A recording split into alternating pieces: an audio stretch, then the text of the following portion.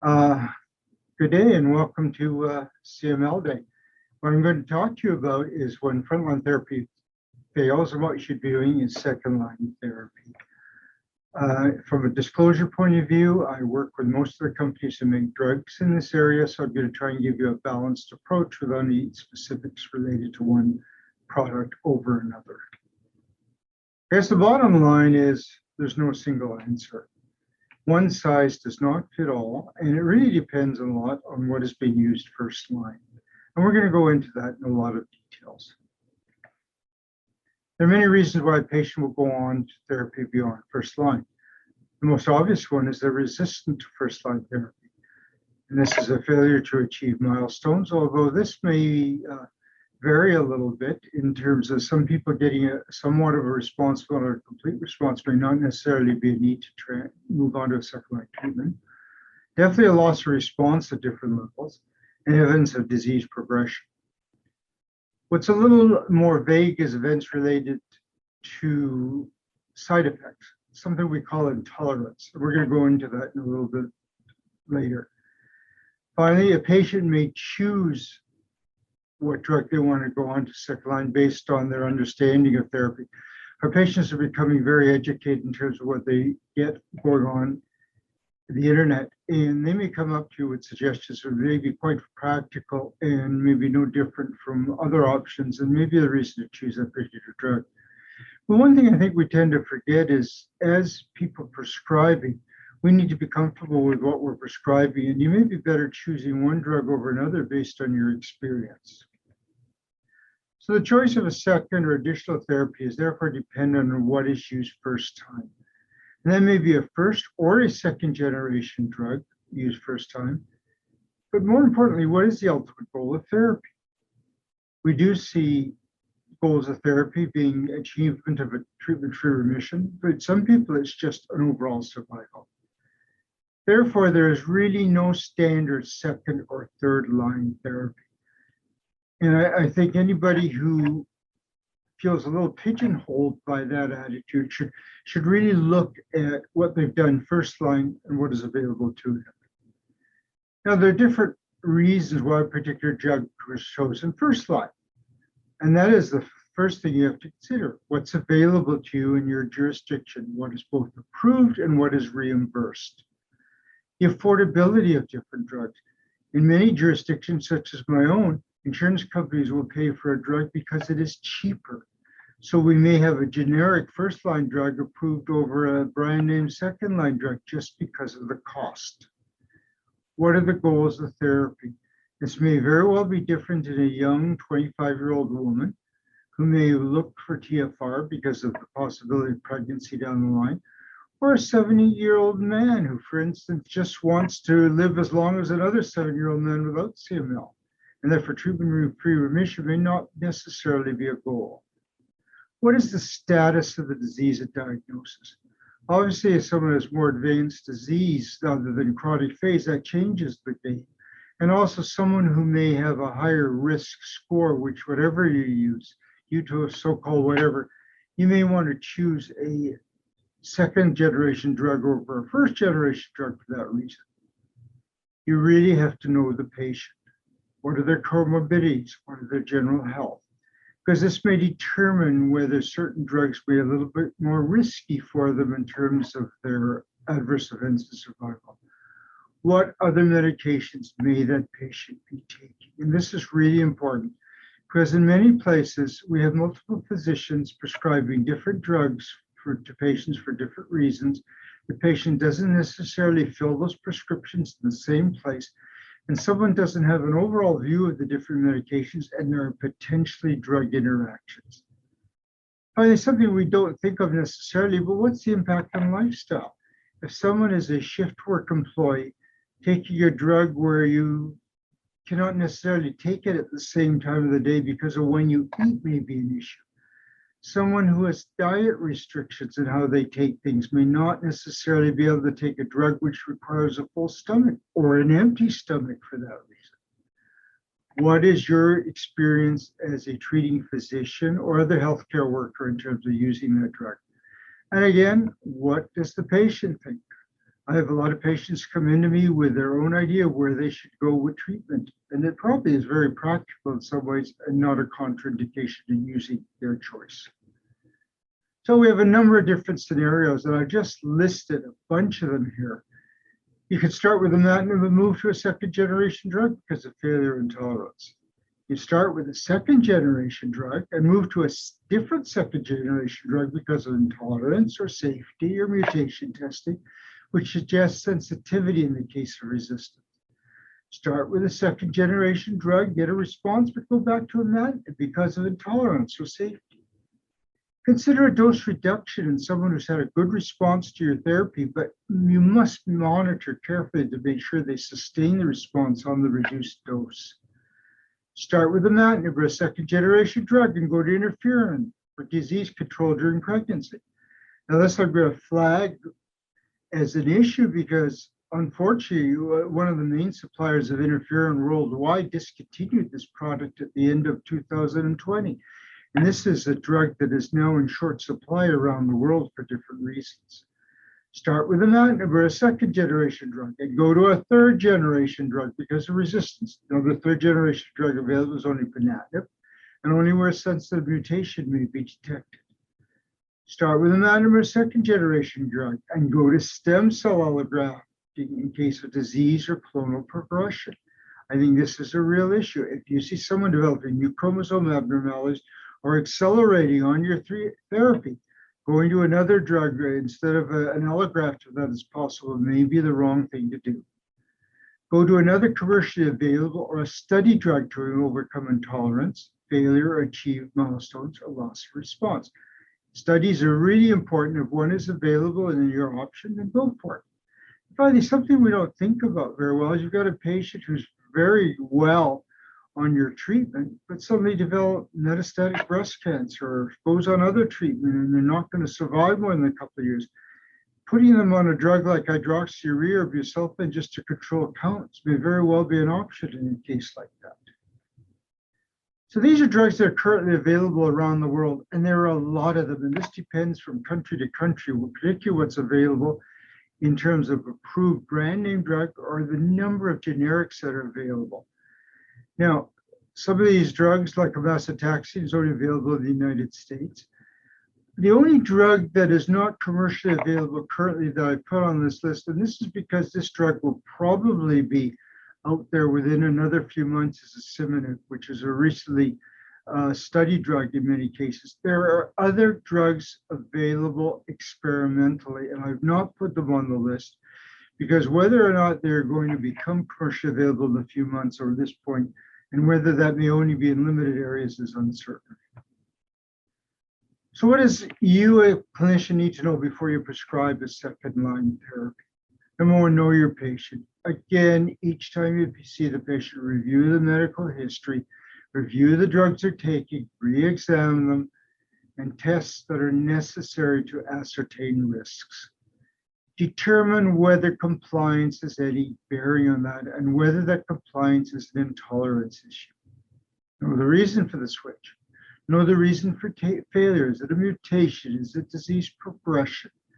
Know the reason for intolerance, because switching to a drug that has a similar side effect profile may not necessarily be the answer.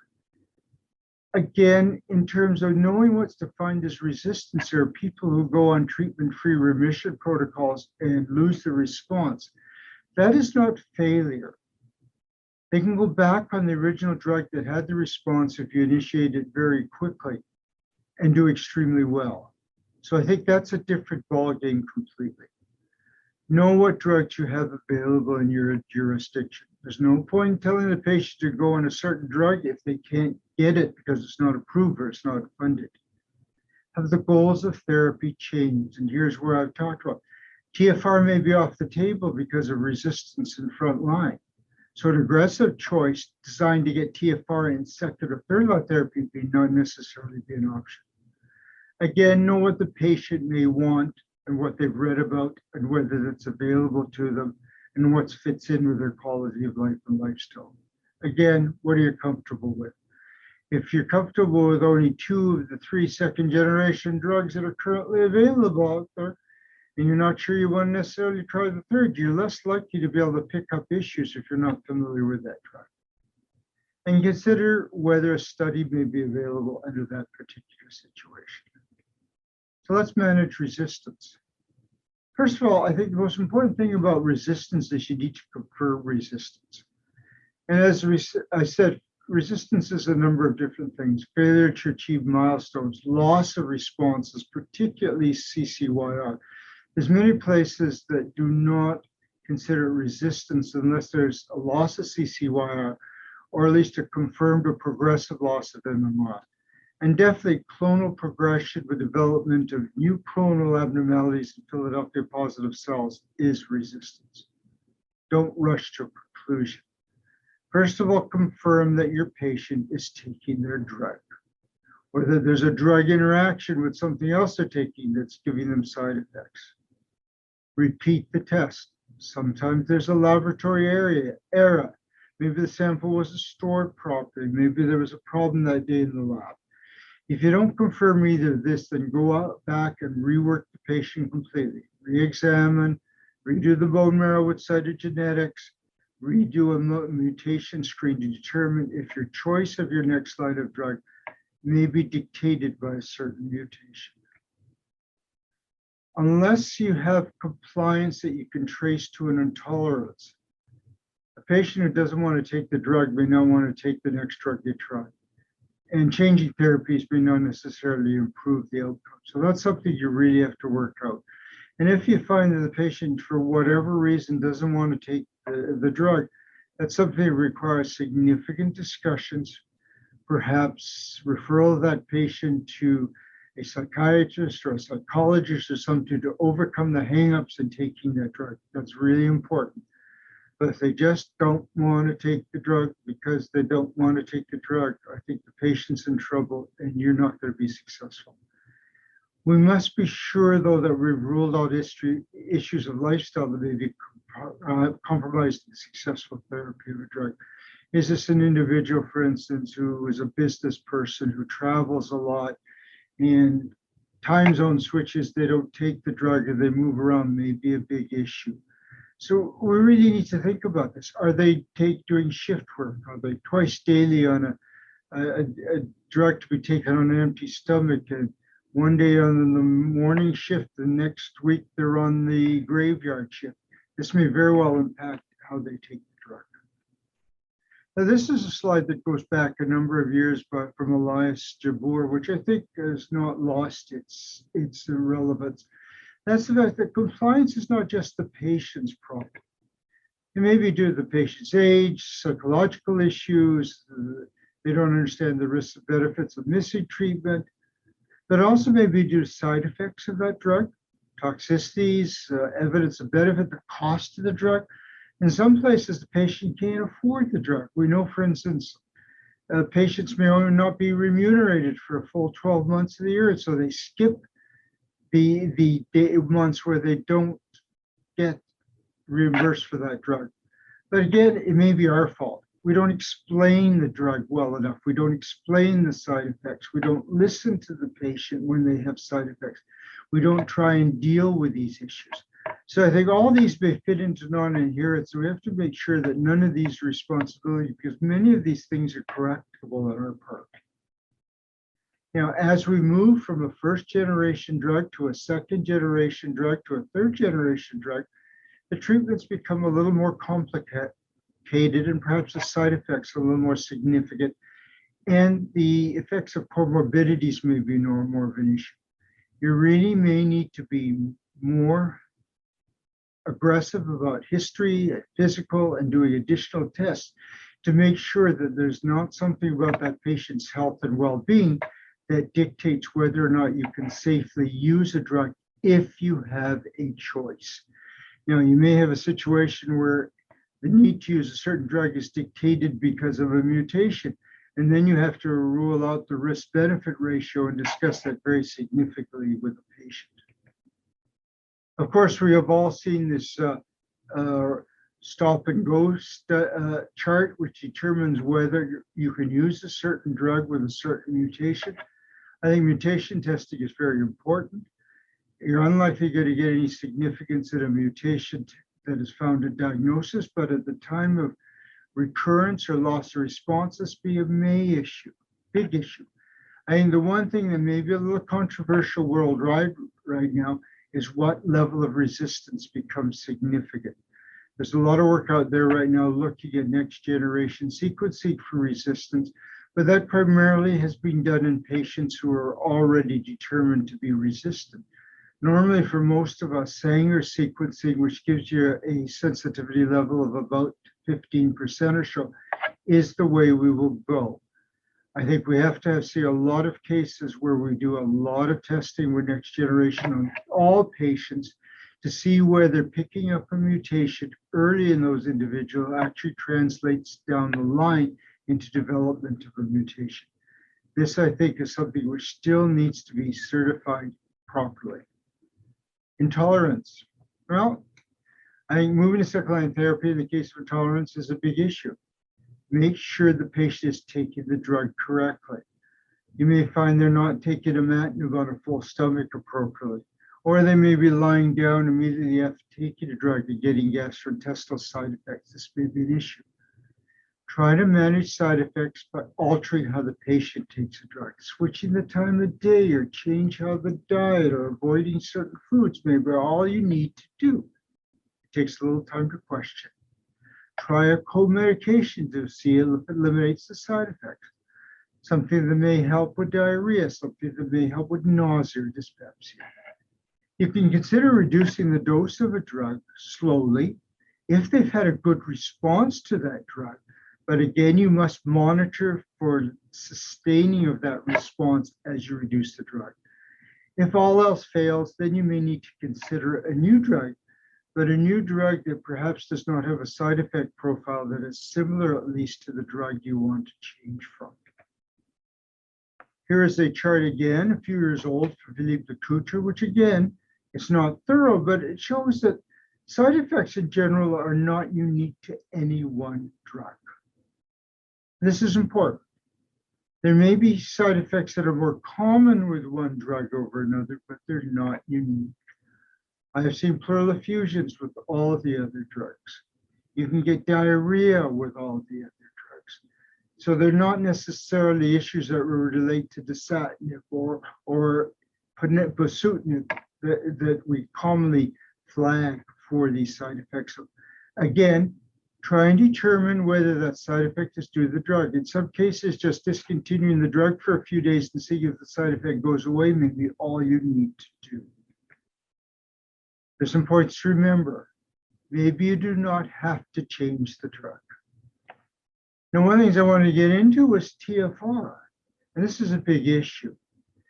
This is a review that we published just last year, but really it shows if you have 100 patients who's newly diagnosed chronic phase with CML, even with the second generation drugs used up front, perhaps only about 50% at best will become eligible for a TFR study, which means a good deep molecular remission of at least 4.5 logs that is sustained.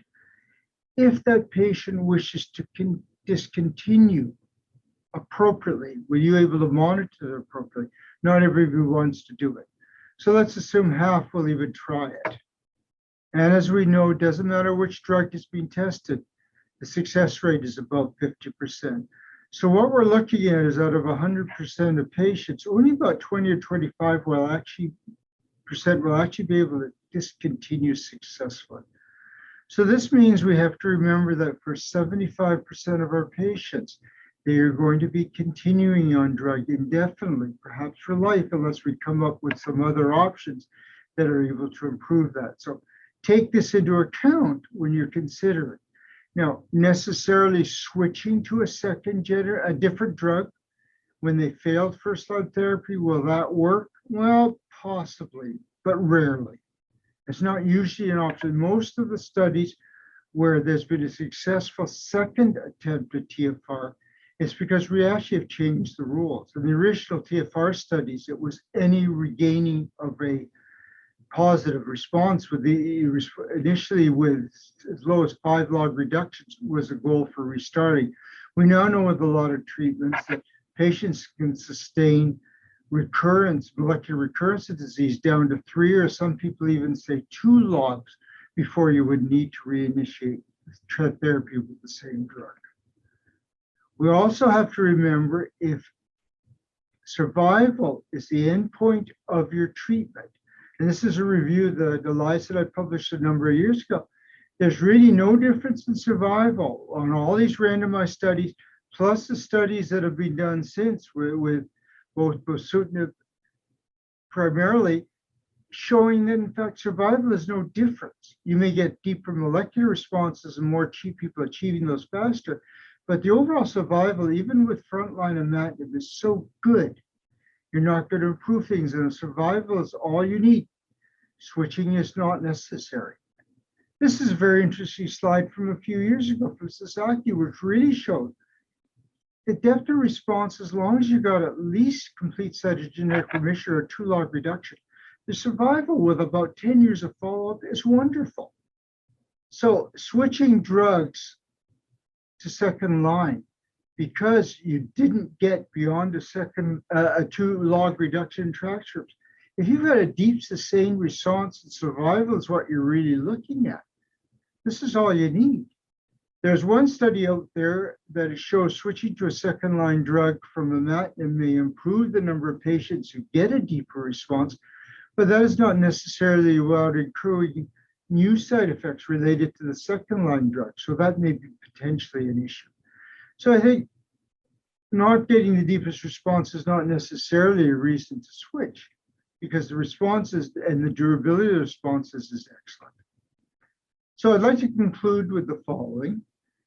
Before you move to a second line therapy, be sure you know the reason why you want to move and whether switching is justified. Be sure you've exhausted all options for continuing the first line therapy. In the case of resistance, this is not the case. You need to move on. In the case of a good response to therapy but intolerance, be sure that you cannot overcome the intolerance in some way or another. Know what is available for second or third line therapy. It may be another drug of one kind or another. Second line to another second line to a first line to a second line, going on to a third line, or even consider going on to an allograft. The scenario may dictate what you need to do, and that may very well be dependent on what is available to you, both in terms of approval in your jurisdiction, reimbursement, cost, etc. Again, I want to remind you, one size does not have to fit all. And we don't have to be pigeonholed into doing one certain thing. We have to look at each patient individually and make the appropriate decision. Thank you very much for allowing me to present this. If there are all questions, I can always be contacted at the following email. Thank you very much.